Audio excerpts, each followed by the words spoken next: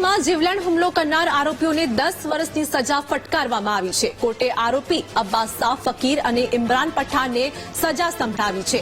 વર્ષ 2021માં વ્યક્તિ પર હુમલો કરીને આરોપીઓ ફરાર થઈ ગયા હતા। પિસ્તોલ ચલાવનાર વ્યક્તિ પર હુમલો કરવામાં આવ્યો હતો।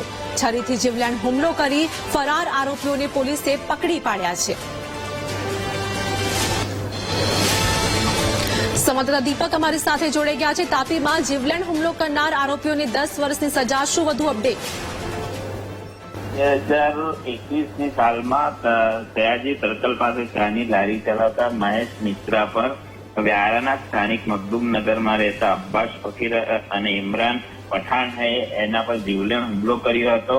આનો કોર્ટ કેસ ચાલી રહ્યો હતો તે દરમિયાન ગત રોજ સેશન કોર્ટે આ બંને જે આરોપી છે એને જાનલેવા હુમલાના એની અંદર સેશન કોર્ટ દ્વારા 10 વર્ષની કેદની સજા અને 11,000 દંડ ફટકારવામાં આવે છે। જી આભાર દીપક, માહિતી આપવા બદલ।